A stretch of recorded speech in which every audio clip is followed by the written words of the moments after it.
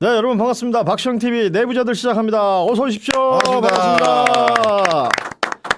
자, 오늘은 화면이 꽉 찼습니다. 보시는 것처럼 예, 화면 제일 우측에 자주 보시던 하마 있고요. 그리고 제일 좌측에 우리 JYP 함께합니다. 그리고 여러분 반가우시죠? 천준호 의원 나오셨습니다. 어서 오십시오. 안녕하세요. 반갑습니다. 천준호 의원이 사실 당직 없이 소개를 하려니까 되게 낯서요. 이재명 대표 비서실장을 오랫동안 하셨죠. 그렇죠. 네. 수행도 하셨죠. 수행실장도. 아, 수행실장은 아니고요. 예. 네, 비서실장을 2년 했고 전략기획위원장을 1년 전략기획위원장. 했습니다. 네. 지난 대선 때도 전략기획위원장. 지난 대선 승리를 하는 선거에 전략기획위원장을 했다는 것을 가문의 영광으로 생각하고 있습니다. 다 천준호 덕이야. 그렇죠. 전략기획위원장이 여러 분 계신데 예. 대선 승리를 못 이끌어내신 전략기획위원장이 많이 계십니다. 강훈식 네, 강훈식. 듣고 있나 강훈식 진짜. 예. 그랬죠. 그러네요. 네. 비서실장 하시고 수행은 한준호 한준호. 의원이 하지 않았었나요? 맞아요. 한준호. 지난 대선 때, 지난번 대선 때 이제 수행실장을 준호들이 옆에 있구나 이렇게 보니까. 준호가 이제 네. 당을 근데 천준호 의원이 더 나이가 많죠. 한준호 의원보다. 뭐 액면으로는 뭐 거의 비슷한데 예. 뭐 실제로는 제가 조금 이제 많습니다. 네. 예. 액면으로 비슷해요. 비슷해요. 그래서 저희 아내가 네. 절대로 한준호 의원 옆엔 서지 말라고. 그건 뭐 여러 네. 사람들이 다 지적하는 거예요. 자, 오늘 우리 천준호 의원 모시고 뭐 다양한 이야기 나눠보겠습니다. 이제 그 이재명 대통령 지근거리에 워낙 오래 계셨던 뭐 들으신 것처럼 비서실장도 하시고 하시는 시간이 길었기 때문에 그 주변에서 벌어졌던 일들에 대해서 가장 많은 정보가 있는 분 중에 한 분이 아닐까. 그러니까 제가 이제 예. 뭐 나오셨으니까 칭찬 한마디 하면 민주당 의원들 이렇게 여쭤봐요. 제가 누가 일 좀 잘해요 그러면 한 서너 명 꼽는 거 중에 늘 나오는 사람이 천준호 의원. 진짜로 많은 분들이 일 시키면 진짜 잘한다. 서너 명밖에 없어요? 아니 이제 대표적으로 자기가 서너 명만 딱 꼽아서. 네. 꼽아서 하면 그리고 원래 이제 그 국회의원 입문할 때 골목 당사로 굉장히 유명했어요. 강북에서 그 지역구를 가지고 계시거든요. 골목에서 시민들하고 소통을 늘 많이 해서 그때 그 덕을 많이 봤죠. 네, 그렇습니다. 원외위원장은 사무실을 법적으로 둘 수가 없게 되어 있거든요. 그쵸. 그래서 야, 안 되겠다 그러면 책상 하나, 의자 2개, 물통 배 하나 들고 아예 길거리에다가 그러면 우리가 당사를 차리자. 그건 또 법적으로 가능하더라고요. 그래서 골목 당사라고 붙여서 강북구 저희 지역구 내 곳곳에다가 돌아다니면서 이제 골목 당사를 열고 시민들을 또 주민들을 만났는데 그게 굉장히 큰 호응을 얻었습니다. 예. 백경애님이 천준호 비서실장님일 때 든든했어요라는 댓글 달아주셨습니다. 맞아요. 네. 네. 이재명 대통령께서 굉장히 그 좋아하죠. 이번에 뭐 책 전달했더니 막 굉장히 좋아하시던데 내가 그 사진 보고. 그나저나 이제 책 얘기 먼저 하면서 들어가 볼까요? 책은 갑자기 이재명의 시간 이 책을 왜 쓰신 거예요, 갑자기? 그 제가 그 비서실장 2년 그리고 전략기획장 1년 3년 당직을 이제 연달아서 했는데 그 과정이 정말 그 한국 정치사에 정말 이 한 번도 있지 않았던 사상 초유의 일들이 많이 벌어졌거든요. 이재명 대표가 당 대표로 있으면서 정말 뭐 그 기소도 7번인가 당하고 그리고 압수수색도 뭐 400건 가까이 당하고 그리고 뭐 뿐만 아니라 뭐 구치소에도 네. 이제 잠깐 갔다 오시고 그렇죠. 예, 그리고 목에 칼도 맞고 목숨을 건 단식을 하고 정말 파란만장한 일들이 막 이제 벌어졌는데요. 예. 그 과정을 좀 기록으로 남겨야 되겠다. 그리고 이재명 대표가 이제 대통령이 됐는데 이재명이 대통령인 나라에 살면서 이재명에 대한 선입견과 오해를 갖고 계신 분들이 여전히 좀 있을 수 있는데 네. 그분들에게 있는 그대로 이재명을 좀 최대한 내가 겪은 이재명을 알려드려야 되겠다 이런 생각에서 이제 썼습니다. 그럼 대선 끝나고 네네, 쓰셨어요? 네, 대선 끝나고 썼고요. 예. 그래서 원래는 7월 17일 정도에 취임식이 있지 않을까 미리 예측을 하고 예. 그날에 맞춰서 이제 내려고 했는데 그게 한 8월 15일로 좀 이어지면서 8월 달에 이제 출간을 하게 됐고요. 예. 짧은 기간에 이제 쓰다 보니까 대신 책은 짧고 읽기 편합니다. 대통령이 뭐라고 하던가요? 드렸을 거니까. 대통령께서 이제 SNS에 페이스북에 그 책에 대한 소개를 이렇게 해주셨어요. 그래서 자신 있게 권한다 이런 내용으로 이제 하시면서 저보다 더 제가 그거 보고 깜짝 놀랐는데 조금 있다가 X 트위터에도 또 이제 사진을 직접 책을 보신 사진을 넣어서 이제 올려주신 거예요. 그러면서 저기 있는 것처럼 예. 저보다 더 저를 잘 표현해 줬다, 책 잘 봤다 이런 내용으로. 그 뒤에 해주셔서, 책이 얼마나 네. 더 잘 팔렸습니까? 네. 잘 팔렸나요? 네, 근데 거기까지 좋았는데 그 위에 한 줄을 또 쓰셨어요. 예. 천준호 의원님 보고 싶어요 이렇게 썼는데 예. 아마 그게 많은 사람들 닭살을 돋게 했는 거 아닌가. 그럴 수 있어요. 책이 많이 그 다음에 나가기는 했는데 예. 아이가 뭐 그런 부분들 상당히 많은 분들이 재밌게 보신 것 같아요. 그러면 의원님이 비서실장 하시기 네. 전에 그래도 이재명이라는 인물에 대해서 가지고 있던 생각. 그렇죠. 그리고- 저도 처음에 비서실장을 하기 전까지는 이재명 당시 당 대표와 같이 일을 해본 경험은 사실은 많지는 않았거든요. 이제 선거 때 이제 같이 좀 일을 해본 정도 메타버스 하면서.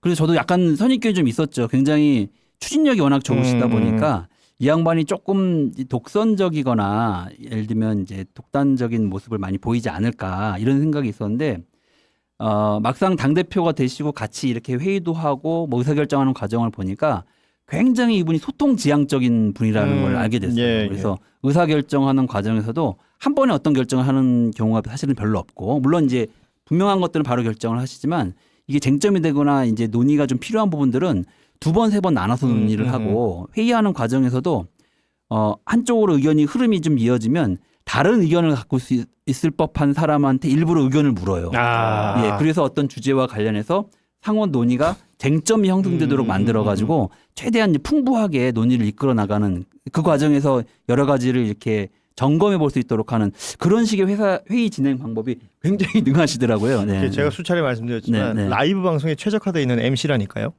방송 진행을 저렇게 하면 진짜 잘하는 진행이에요. 아, 네, 네, 네. 출연자들이 여럿 있을 때 마이크도 적당히 배분도 잘해야 되는 것이고 네, 네, 네. 그리고 한쪽 얘기만 나오면 그 방송 재미없어집니다. 그렇죠. 네. 그래서 그 사람하고 이렇게 뭔가 논쟁을 붙일 수 있는 누군가를 딱 끄집어내는 거.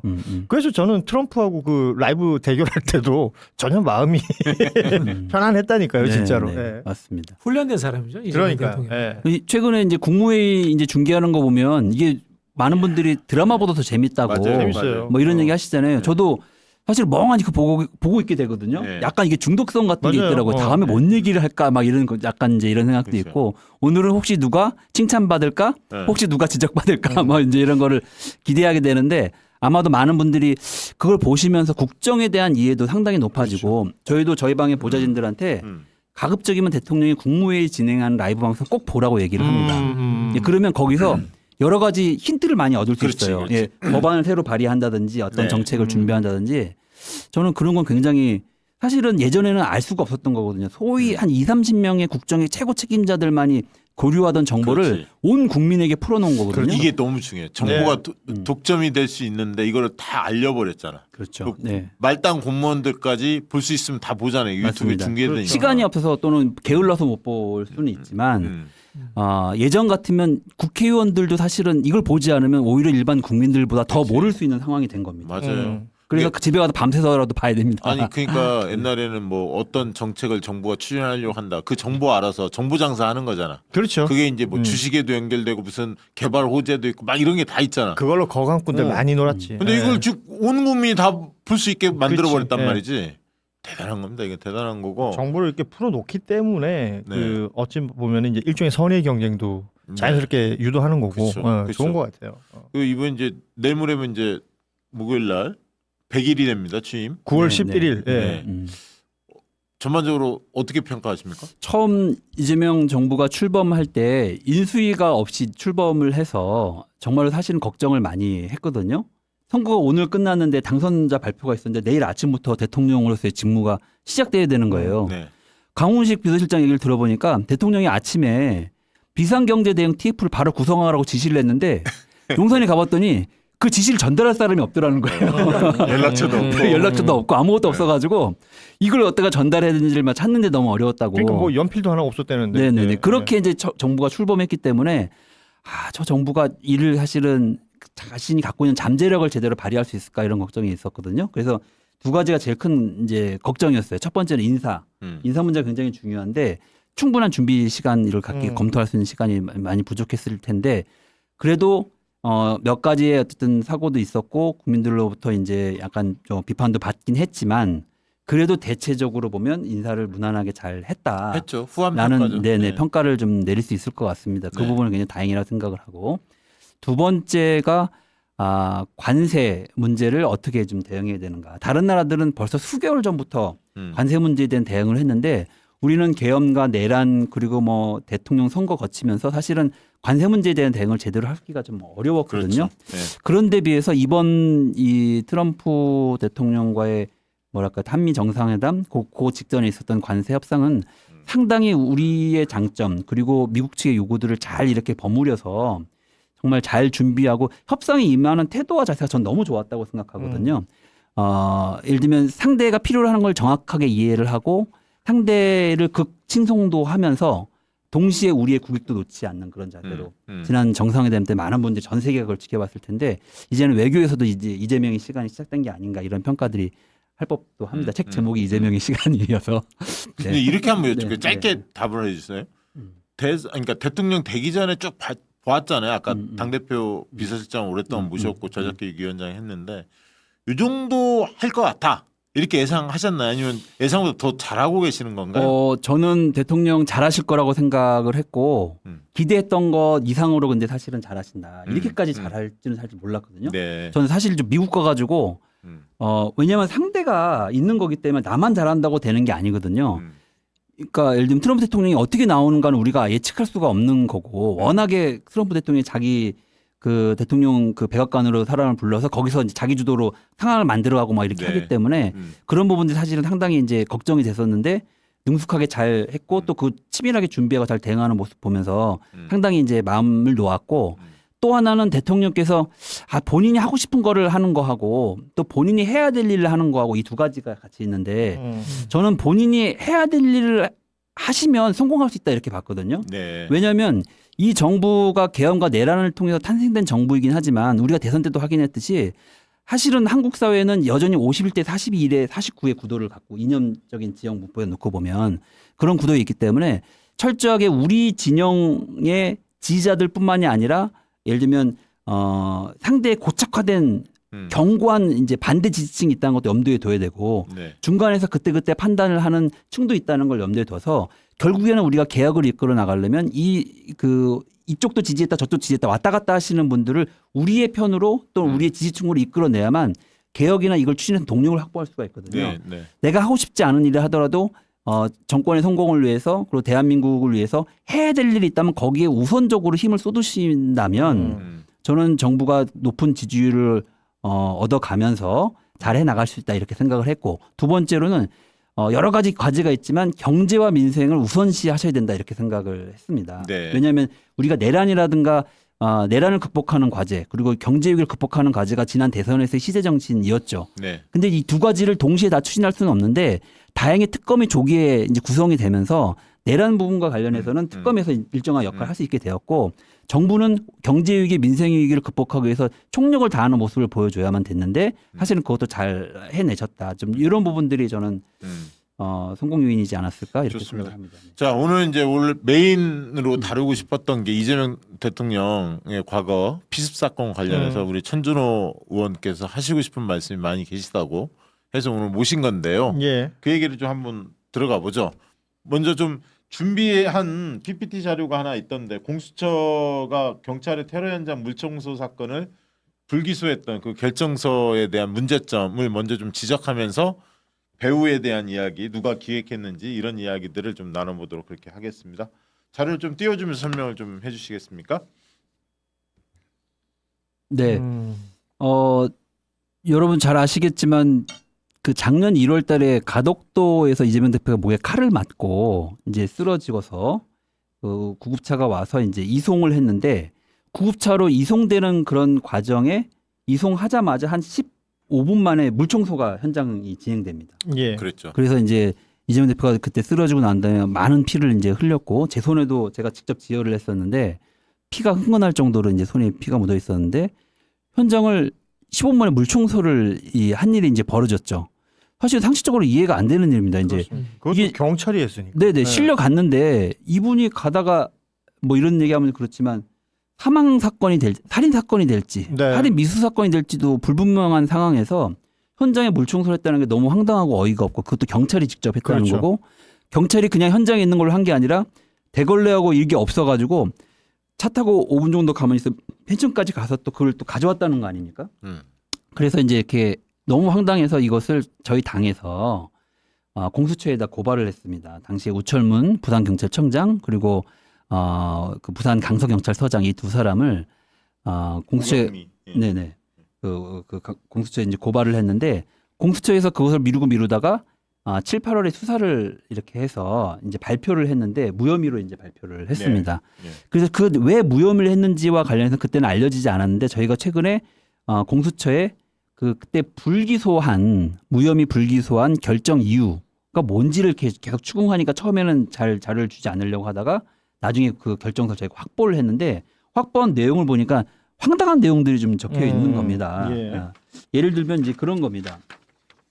오경미가 특별한 의도가 없었다. 그러니까 부산 강서경찰서장이 예. 현장에서 이제 현장 지휘를 하고 우철문 부산경찰청장은 부산경찰청 상황실에서 바디캠이라든지 뭐 이런 걸로 이제 중계되는 화면들을 이제 보고 있었다고 하는데 현장 경찰서장이 물청소를 지시할 때 정치적인 목적이 없었다라고 하는 게 첫 번째 이유예요. 근데 그거는 그 본인의 주장이고 현장에 있었던 경찰들의 주장인 거지. 그치. 그 주관적 주장을 가지고 근거를 삼았다는 것 자체가 첫 번째 이제 말이 좀 안 된다고 보고 두 번째 이유는 이미 현장에 피습 현장에 사진과 영상이 충분히 확보되어 있었다. 뭐 이렇게 얘기를 하거든요. 근데 보세요.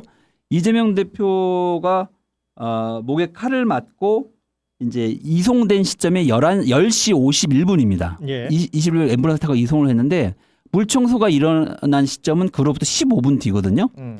근데 15분 뒤에 물청소가 이제 일어났는데 그게 장비나 도구가 없어가지고 그걸 가지러 갔어요. 인근에 있는 펜션으로. 그럼 가지러 갔다가 오고 이렇게 하는 시간 생각하면 한 10분 정도 시간이 소요됐을 거 아닙니까? 네. 그러면 이송되고 나자마자 5분 정도 안에 물청소 여부에 대한 판단이 내려져야 돼요.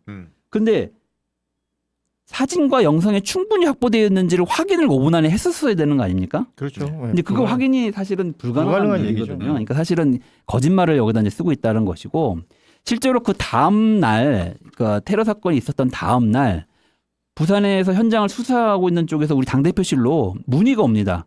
혹시 현장 사진이나 영상 그리고 증거물 같은 게 있냐라고 저희한테 문의가 오거든요. 그건 준비가 안 돼 있었다는 얘기죠. 앞뒤가 안 맞는 얘기를 하고 있습니다. 그래서 이재명 대표가 그때 목에 칼을 맞고 피를 흘렸던 와이셔츠를 경찰이 당연히 현장에서 병원에서 수거해 가서 보관하고 있어야 될 걸 확보하지 않아서 그게 폐기물로 버려진 걸 저희가 찾아갖고 와서 경찰에 보여준 거 아닙니까? 제공해 준 겁니다. 예, 당시가 찾았죠. 제가 김주호 실장한테 그거 찾아라 이제 이렇게 얘기를 확인을 했고 네. 일장이 그걸 수배를 해서 이제 찾았죠. 그래서 네. 그걸 경찰에 제공을 하는 그런 웃지 못할 일도 이제 벌어졌는데 충분히 이 사진과 영상이 확보가 돼가지고 물청소를 했다는 건 정말 말이 안 되는 일이고 그 다음에 더 웃기는 얘기가 있는데 민주당 당직자들이 현장에 물청소를 지시한 것처럼 이렇게 표현을 하고 있습니다. 아니 근데 누가 민주당 당직자가 경찰에 가서 조사를 받으신 분이 있긴 한데 그분이 현장 물청소를 지시한 것처럼 이렇게 표현을 했는데 그런 일은 본인한테 물어보니까 그런 일이 없다. 아니, 없겠죠. 누가 하겠습니까? 네. 그게 말이 안 되는 얘기지. 근데 아마도 제가 보기에는 그런 것들을 이유로 들어서 그 이야기 주장도 아마 경찰에서 한 이야기들을 그대로 받아서 하지 않았을까 이런 생각이 들긴 하는데요. 그래서 이런 어처구니 없는 수사에서 불기소 결정을 낸 공수처의 담당 그때 그 검사가 누군지 그래서 찾아봤어요. 그게 또 아주 기가 막힙니다. 그래서 이제 담당 검사는 아마 이름을 대도 잘 모를 이제 분인데 그때 당시에 그 공수처 그 수사 2부 부장인 이 송창진 이제 부장검사 많이 들어보지 않았어요? 최근에 저거 됐잖아요. 그렇죠. 그 최병 특검에서 그렇죠. 이 국회에서 위증한 것으로 맞아요. 이제 이 사람이 이제 그 수사 대상에 오른 예. 사람인데 예. 이분이 그때 이제 부장검사였고 그 시기에 공수처에 차장 권한 대행을 했었어요. 새롭게 공수처장을 그때 선임을 하고 선임한 뒤에 처음에 업무를 익히고 있는 그런 과정이었기 때문에 실질적으로 차장이 당시 대행을 하고 있을 때. 대행을 하면서 이제 사건을 주도하고 있을 때였거든요. 예. 그래서 담당 또 부서의 부장이기도 했고.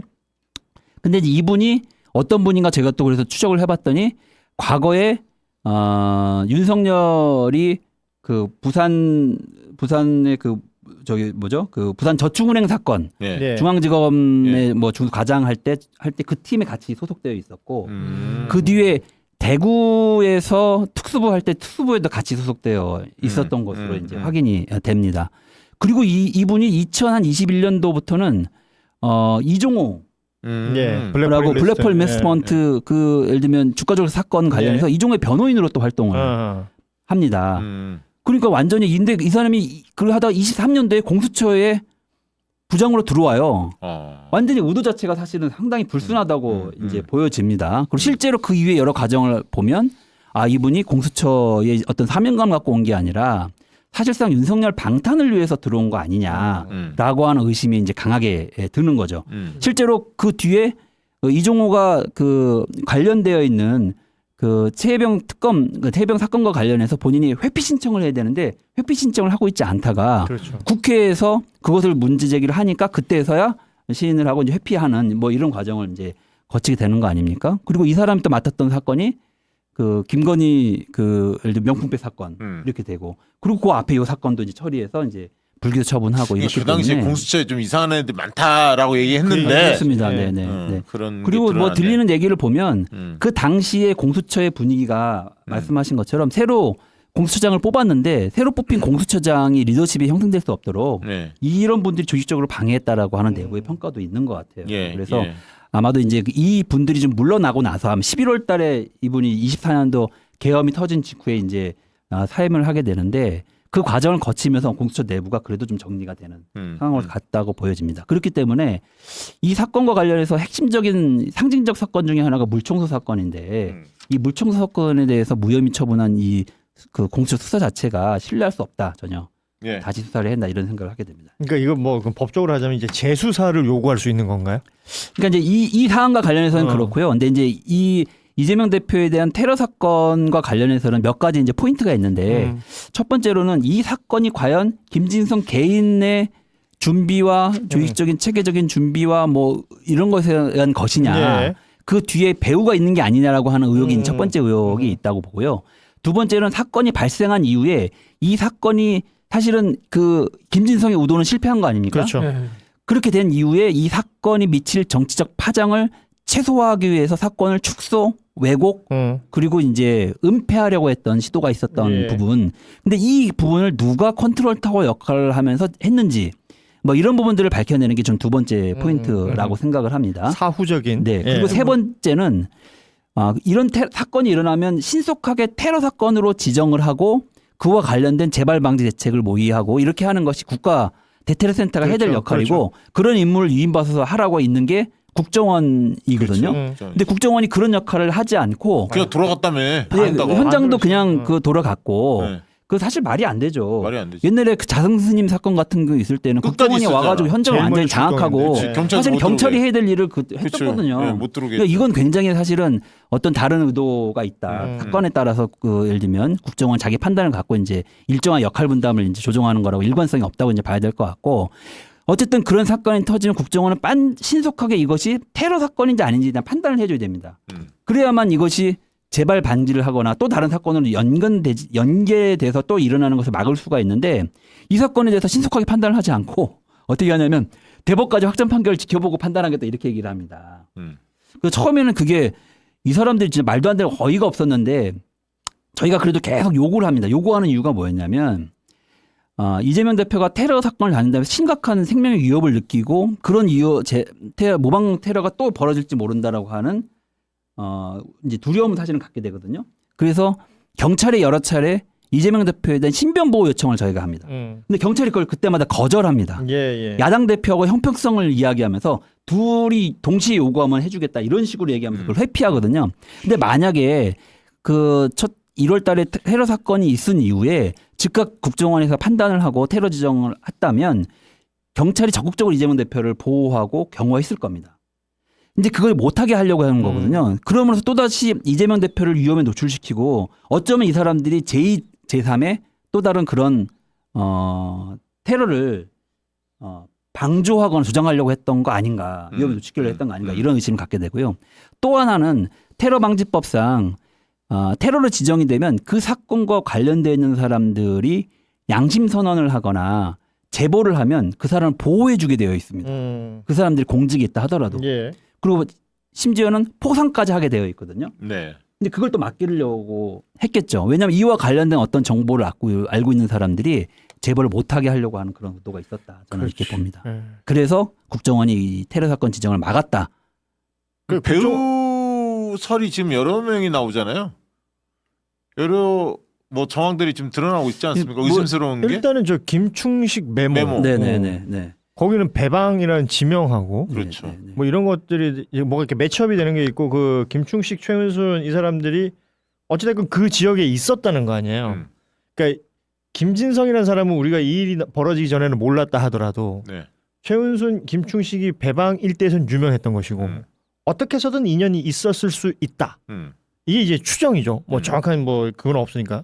그런데 이게 이제 김충식 수첩에서 등장을 했으니까 이 충분히 의심해 볼 만한 내용이 그렇죠. 되는 거죠. 예. 그렇죠. 뭐 거기 보면 손목사, 그렇죠. 뭐 세계로 교회, 소년보. 예. 그리고 아산 배방, 부동산 7억 이런 내용이 이제 적혀 있으니까. 적혀 있다라고 너무 하는. 이게 예. 딱 맞잖아. 태워준 것도 벤츠. 저도 이제 그거 보고 이제 섬찟했거든요. 그거 딱 맞잖아. 세계로의 그 교인이라는 거 아닙니까? 그 네. 벤처 승용차로 태워준 사람이. 예. 그러니까 김진성이 테러 사건을 벌이기 전날 밤 그 아산 그 가덕도동 행정복지센터로 택시를 타고 거의 도착을 합니다. 예.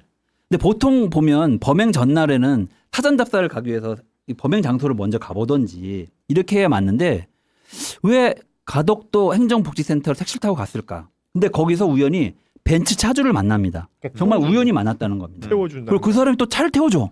태워줘서 이 사람 숙소까지 차로 15분 거리에 있는 숙소까지 태워다 줍니다. 그 자체가 너무 이상하죠. 자연스럽지가 않죠. 예, 이상하죠. 그런데 그분이 또 세계로 교회 신도야. 세계로 교회 소년보 목사는 평소에도 설교를 하면서 이재명이 죽어야 나라가 산다 이렇게 설교하셨던 그랬죠. 분이거든요. 근데 너무 이게 사실은 자연스럽지 않고 그래서 경찰에 그 세계로 교회 연관성이 수사했냐고 저희가 확인했는데 저희가 구두로 듣기로는 연관성은 수사하지 않았다 이렇게 얘기를 합니다. 그럴 것 같아요. 네, 그럴 네, 것 네, 같고 김진성 주변에 지금 돈 문제도 지금 수사를 해봐야잖아.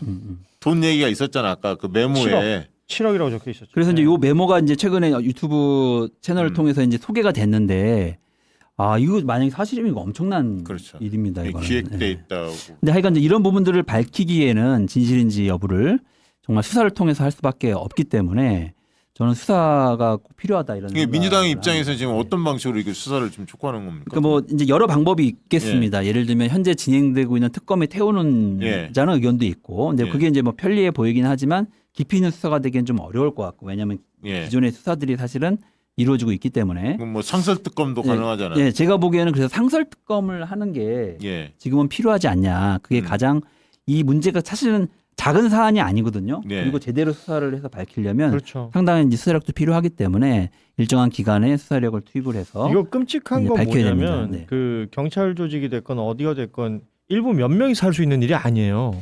이건 굉장히 조직적이고 위에서부터 아주 말단까지 착착착착 다 내려가지 않으면 진행될 수 없는 일이고, 뭐 앞서 국정원 얘기 잠시 나왔지만 국정원에서 보고서를 내잖아요. 테러칼 살인미수 보고서 제목이 그래요. 그러니까 카터칼이라는 게 아시다시피 그냥 문구사에서 쓰는 거 드르륵 그 칼 얘기하는 거 아니에요. 근데 이 보고서가 나올 시점에는 이때 사용됐던 흉기가 어떤 건지 이미 다 보도가 됐을 때거든요. 그렇죠. 그런데도 불구하고 그렇게 했고, 그 김상민이라는 전 검사가 테러로 지정하지 않은 이유를 씁니다. 테러로 지정했을 때 얻을 수 있는 실익이 없다 이렇게 써요.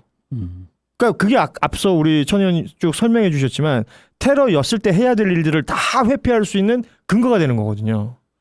이거는 여기서 따로 행동하고 저기서 따로 행동하고 같지가 않다는 거지. 전체가 다 연결이 돼 있다는 거예요. 그러니까 이제 국정원이 그 대테러 대응과 관련된 권한을 독점적으로 갖고 있습니다. 이제 그러다 보니까 국정원이 예를 들면 마음껏 속도를 조절할 수도 있고 은폐할 수도 있는 그런 상황이거든요. 어쨌든 저는 이번 기회에 그런 국정원의 대테러 대응 기능도 좀 문민화할 필요가 좀 있다. 그러니까 예를 들면 일정하게 감시와 견제를 받을 수 있도록 해야 될 필요가 있다. 안 그러면 그러니까 무소불위의 권한을 행사하게 되는 겁니다. 이게 상설 특검이 꾸려지면 국정원 조사를 해봐야 돼.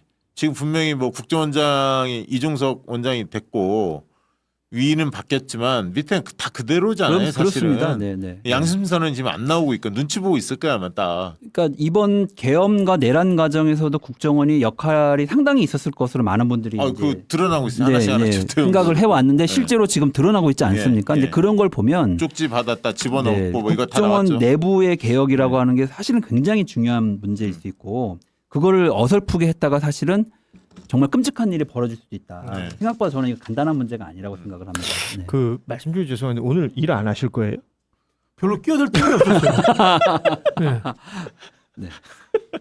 아, 지금 뭐 쭉 얘기해 주셨지만 이제 아마도 다들 상설 특검으로 가야 되는 상황이겠네요, 그죠? 네, 제 아니, 생각은 이제 그렇게 음. 가야 된다고 생각을 합니다. 네.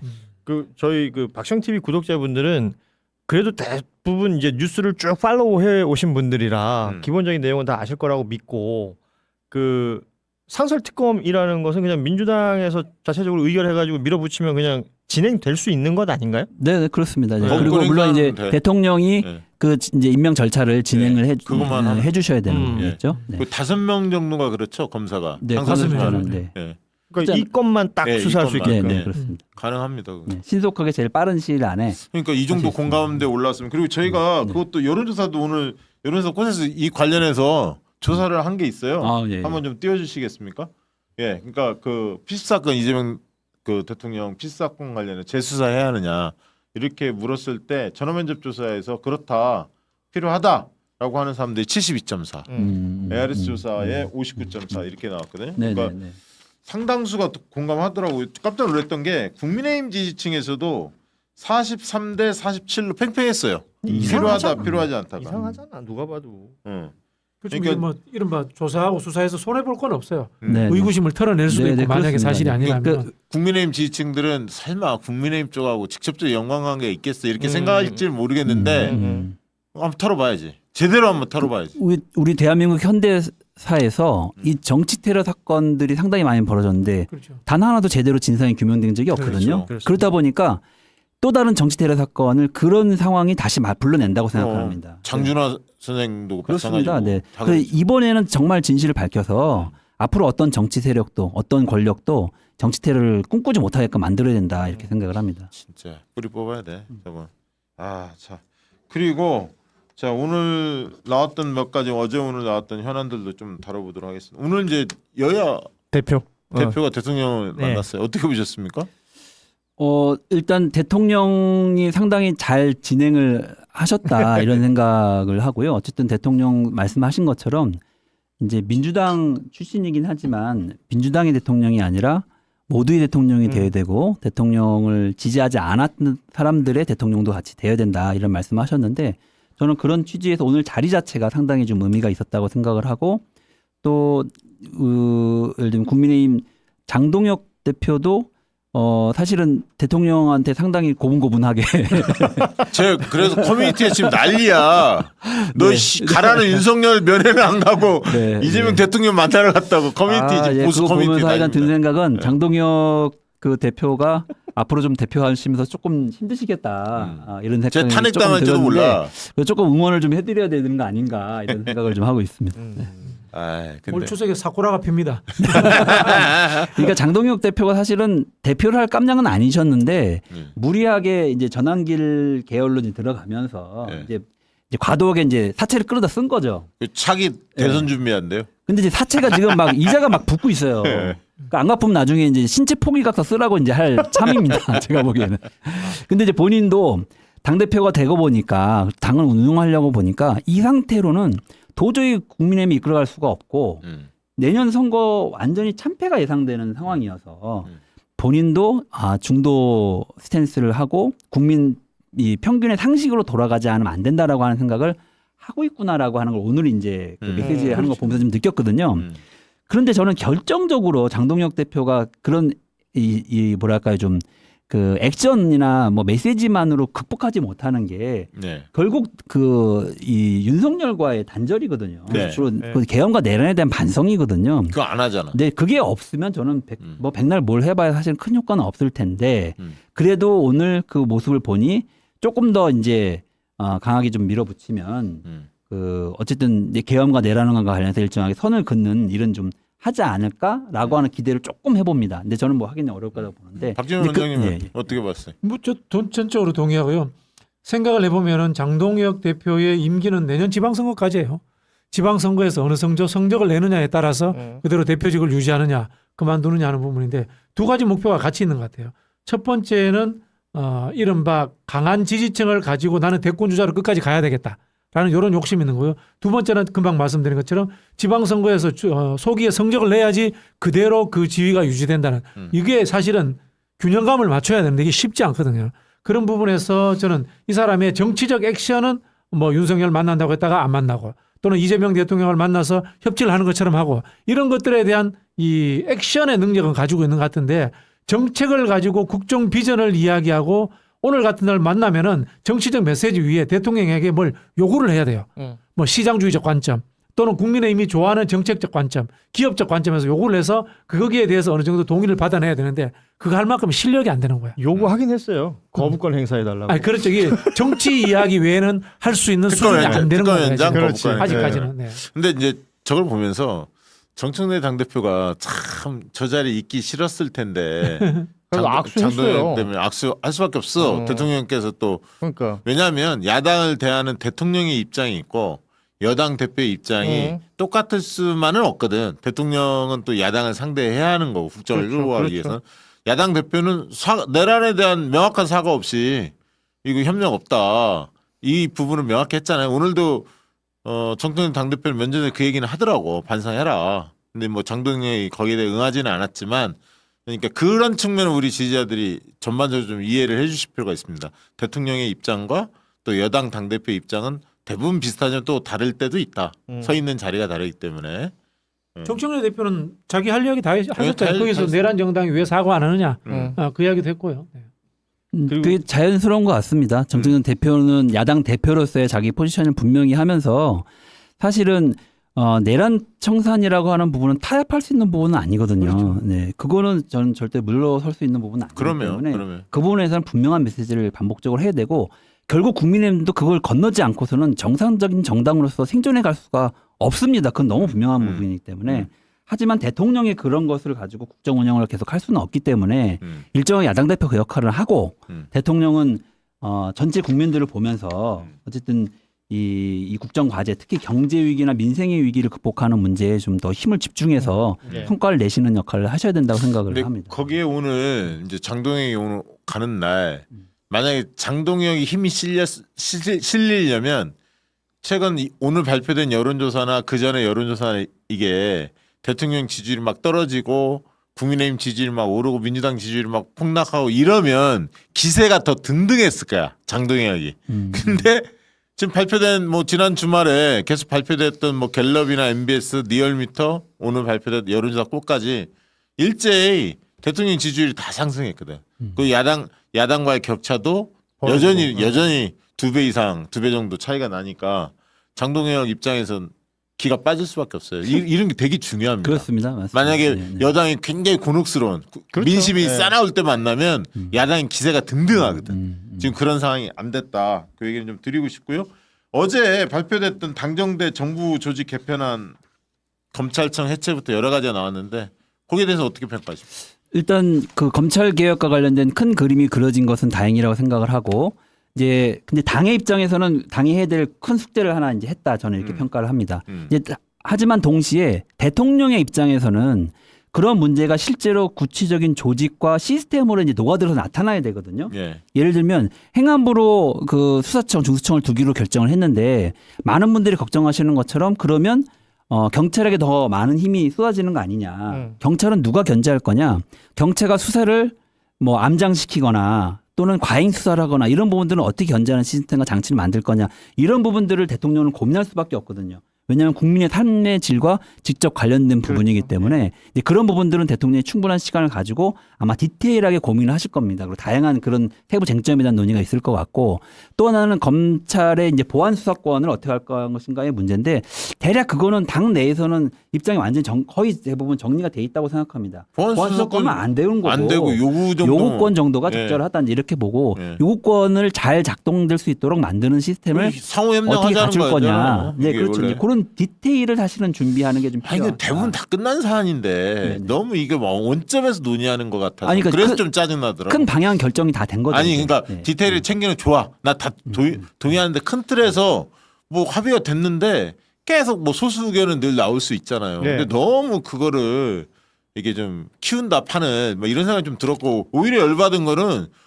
그 사법개혁 관련해서 박희승 민주당 남원 판사 출신 국회의원 헛소리 해갖고 말이야. 내일 우리 박구영 교수가 내일 나오거든. 작심하고 나오겠대. 내일 지켜보시기 바라고. 아무튼 이런 목소리가 한마디 한마디가 오히려 언론에 먹잇감을 딱딱 던져주더라고. 아 뭐, 짜증나더라고. 언론에만 던져주나요? 두루두루 각종 게시판과 커뮤니티가 아주 활성화됐습니다. 이게 이제 검찰 개혁 그 관련돼서 당과 정의 갈등은 과장됐다. 이렇게 이제 일단은 결론을 내려야 될 것 같은 게요. 말씀하신 것처럼 수사 기소 완전 분리하고 검찰청 없애는 것으로 90% 이상 검찰 개혁은 성공한 겁니다. 나머지는 안 해봤던 일이기 때문에 문제점들이 생기면 보완하는 겁니다. 그렇죠. 그렇게 접근했으면 좋겠고요. 다만 제가 이제 그 당의 접근 방식에서 하나 조금 지적하고 싶은 것은 검찰이냐 경찰이냐의 문제로 권력을 그대로 가지고 있으면서 누구를 줄 것인가 문제로 분산을 제대로 했어야 되는데 그리고 분산을 어떻게 문민에 의해서 통제하고 관리할 것인가 문제로 접근하는 이런 부분에 대한 워딩은 부족했다. 사실 구조적으로는 그런 것들을 만들고 있는 걸 알고 있습니다만은 이슈로 만들어낼 때는 부족했다는 측면들이 있기 때문에 네. 오해의 소지가 생기지 않았나라는 말씀을 꼭 드리고 싶습니다. 우리 JYP가 꾸준히 얘기해 오셨는데 이 권력 뺏어서 여기 주는 것처럼 사람들은 생각하는 것 같아요. 그러니까 권력이 한쪽으로 몰리면 거기서는 뭐 곰지 않겠냐 이런 얘기하는 거고 앞서 박시영 대표 얘기한 것처럼 큰 그림에서의 결론은 난 것 같은데 일단은 유예기간 1년에 짜증 내시는 분 굉장히 많습니다. 뭐 이렇게 오래 걸리냐. 그리고 뭐 보안 수사 관련해서 수사권, 요구권 등등의 표현이 나오지만 그냥 생활 언어로 얘기하면 얘들이 시행령으로 등 하나 붙여가지고 그걸로 헤쳐먹었던 네, 애들인데 이 여기서 뭐 보안 수사권이라든지 이만큼이라도 빌미를 주면 어떻게 나오겠느냐 또 뻘짓하지 않겠느냐 이 얘기를 다들 하고 있는 거거든요. 이게 저변에 깔려 있는데 또 다른 얘기를 또 하는 거야 딴 거기서. 얘기하다가 띠지 나왔잖아 건복권. 그렇죠. 그래갖고 이제 할 말이 없는 거기서는 거야. 이제 딱 결정사 내린 봐라, 거죠. 쟤네 네. 어느 정도까지 저렇게 장난을 치냐. 검찰뿐만 아니라 수사관들도 다 마찬가지다. 그 얘기 나왔고 오늘 이제 이 사법개혁 이야기 나오다 보니까 아니 검찰청 그 폐지 나오다 보니까 한쪽에서 계속 나오는 게 헌법 위반이다. 헌법에 검찰총장이 명시가 돼 있는데 뭐 이 얘기를 하니까 홍준표가 한마디 했어요. 네. 예. 위헌 아니다. 위헌 아니다. 검찰은 헌법기관이 아니라 법률기관이다. 검찰이 아니라 자- 헌법에는 검사로 나오잖아요. 검사로 나와요. 검사가 기소하는 걸로 나오잖아요. 검사가 검찰총장을 국무회의를 통해서 의결한다고 돼 있어요. 검찰총장이라는 네. 말이 하나 나오니 그래서 이 가게 아이디어. 그거는 정부 조직법상에서 나오는 부분이기 맞아요. 때문에 예. 다른 영역이에요. 그러니까 저 홍카콜라가 맞는 검찰은 말- 헌법기관이 아니라 법률기관이다. 자업자득에게 검찰도 할 말이 없을 것이다. 그러면서 이런 안 얘기를 빼놓고 이제 윤한을 까더라만. 네, 윤석열과 한동훈이 검찰을 망친 때문이다. 이렇게 홍준표 이럴 땐 필요해. 잘해. 그래서 그 얘기 있었고 그 관봉권 띠지 있잖아요. 대통령께서도 이거 그 보셨다는 거 아닙니까? 그래서 청문회를. 특검 얘기를 한 거죠. 그래서 이거 민주당에서 이제 초동 수사팀 국회로 다시 부르겠다고 하는데 최재형 부부장 검사. 근데 이제 나올지 안 나올지는 모르겠어요. 안 나오는 경우도 많이 있다면서 불러도. 저는 이번에 보면서 진짜 검찰들이 이렇게까지 비겁할지는 몰랐거든요. 아 원래 비겁해 뭐 네. 이렇게 아니 나쁜지는 않았는데 고윤주보다 더 나쁜 네. 놈들이야. 완전히 그놈들이. 나쁜 놈인데 비겁하기까지 하다 정말 이런 생각이 들었습니다. 아니 그래서 저 네. 실제 수사관들 중에 검찰이 정념이 떨어져서 나 중수청 갈란다라는 사람들이 생겨난다는 네, 거예요. 네. 생겨나지. 아니 그게 훨씬 기회일 수 있어. 그러니까 어떤 내가 한 10년 차쯤 되는 그 수사관이라고 생각해봐요. 저 청문회를 보면서 이제 2년 차, 3년 차 되는 그 수사관들이라고 하는데 걔들 앞에다 앉혀놓고 걔들한테 막 다 뒤집어 씌우는 거 아니에요. 그렇죠, 그렇죠. 그리고 뭔가 가스라이팅을 시킨 건지 어쨌는지 이 사람들은 기억나지 않습니다만 하면 되는 줄 알고 나와 있는 그 사람들의 태도 또한 엉망진창인데 그걸 보고 있는 이 약간 좀 베테랑 수사관들 같으면 어떠겠냐는 거지. 야, 그 여자 젊은 수사관 2명 딱 보면서 그 특히 나이 어린 1년밖에 안 눈알 됐던 막 그 돌아가는 친구 친구. 딱 네. 태도를 보면서 걔네들한테 검찰 분위기를 1년 만에 얘가 익힌 거잖아. 물론 협박받고 뭐 회유했을 가능성도 많겠지만 예. 야 정치인들 조리야 별거 없어. 그렇지. 우리가 최고야. 검찰 정권이야. 이런 거 엄청 심어줬을 거라고. 딱 그게 느껴지더라고. 이 순간만 모면하면 돼. 그렇지. 그 공무원들 출동할 때 응. 경찰들은 대한민국 경찰입니다 이렇게 안 하잖아요. 검찰들은 대한민국 검찰입니다. 감사원도 대한민국 감사원에서 나왔습니다. 이렇게 하거든요. 그게 그 감사원은 뭐 헌법기관이랑 그렇다고 치더라도 검찰이 왜 그렇게 이야기하겠어요. 교육을 최고의 엘리트다. 우리가 국가를 운영하고 있다라는 것을 늘 세뇌시키는 거예요. 그러니까 우리를 타치할 사람 아무도 없다. 우리가 법이다. 이렇게 교육을 시켰어. 보니까. 이렇게 법무부 오늘 제가 그 외청입니다. 보면서 저는 요거는 하나 좀 짚었으면 좋은 게 빨리 국회법, 특히 증인감정법이라든가 이런 것들을 통해서 국회의 권능을 세워야 돼요. 이거는 뭐 여야의 문제가 아니라 민의를 대변하는 기관으로서의 국회의 이게 위상의 문제라고 봅니다. 저는. 이 건에 대해서도 정청래 대표는 특별검사 아니 상설특검을 검토하겠다 이렇게 말씀을 주셨어요. 이것도 상설특검 바로 들어가야 돼. 바로 들어가야 돼. 야, 시간 끌면 안 돼. 이건 바로 해야겠다. 근데 나는 그 생각은 들더라고요. 이게 집권하자마자 3일 뒤에 이 날짜가 찍혀 있잖아요. 5월 13일로 찍혀 있어요. 5월 9일 날 얘네가 저거 대선 치렀잖아. 그럼 5월 10일부터 했단 말이야? 5월 10일부터 임기가 시작됐다고? 5월 10일이 제 생일이잖아요. 취임식했어요. 그랬구나. 근데 나는 그걸 보면서 어떤 생각이냐면 제 그냥 감으로 3일 뒤에 이게 관봉이 찍혔다는 얘기는 이건 나는 대통령실 거 가능성이 높다고 봐.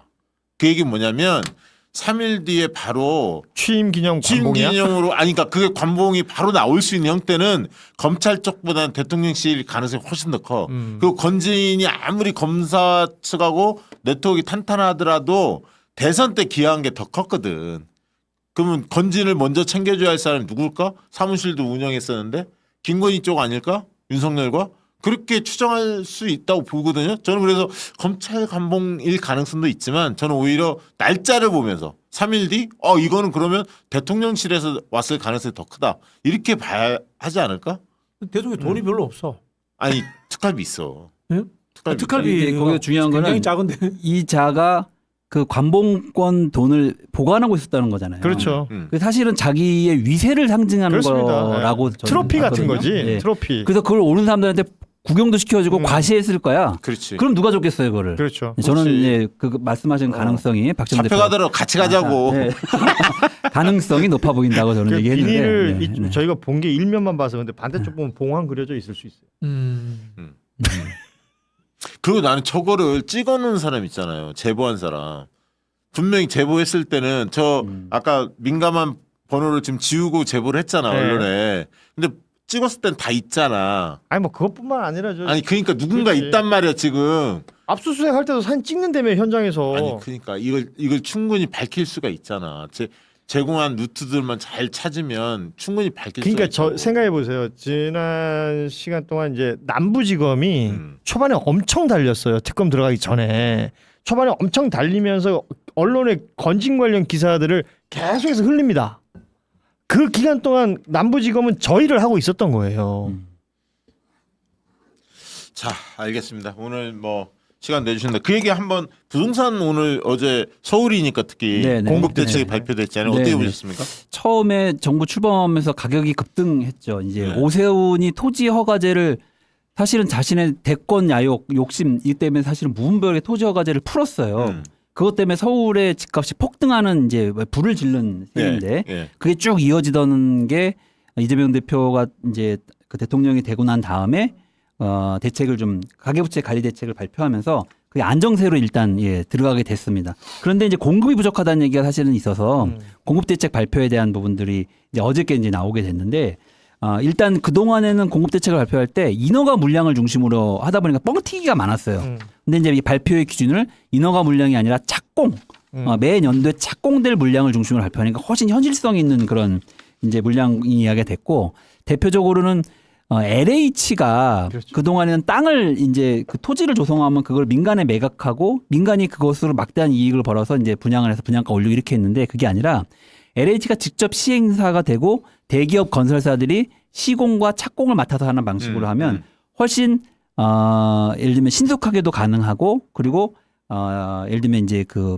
개발 이익에 공공 그렇죠. 환수도 훨씬 예. 좀 쉬워지고 뭐 이렇게 됩니다. 그래서 양질의 주거를 신속하게 공급될 수 있는 그런 대책을 발표했다 이렇게 평가가 있을 것 같고요. 거기에 몇 가지 이제 LTV를 막 그 대출을 좀 제한을 하다 보니까 그리고, 사업자 등록해가지고 뭐 이제 대출 받는 이런 것도 있었는데 사업자들에 대한 LTV 대출 자체를 이제 그 금지했죠. 이제 0%로 빵. 이제 네.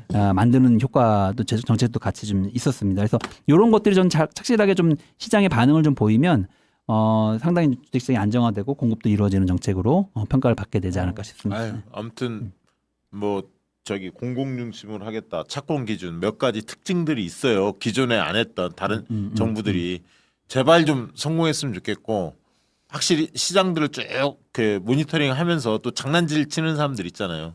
그 관리 감독 해서 잡아들일 사람들 잡아들이고 유동성 관리 감독 기구를 좀 신설하거나 공공성 강화 이런 측면에서 좀 더 보완해야 한다는 목소리도 있더라고요. 그런 계획도 이번에 네. 같이 발표가 됐습니다. 예, 좀 잘 챙겨봤으면 좋겠습니다. 끝으로 한 말씀 하시고 보내드리도록 하겠습니다. 네, 뭐 지난 대선 때 우리 국민들의 요구가 내란 청산 위기 극복이라는 것이었습니다. 그리고 이재명 정부가 출범한 이후에 그런 기조로 이제 잘 해 나가고 계시다고 생각을 합니다. 이재명 정부가 제대로 내란 청산과 위기 극복을 위해서 그리고 검찰 개혁을 위해서 제대로 일할 수 있도록 이재명 정부가 함께 힘을 모아주시고 저도 열심히 하겠습니다. 감사합니다. 고맙습니다.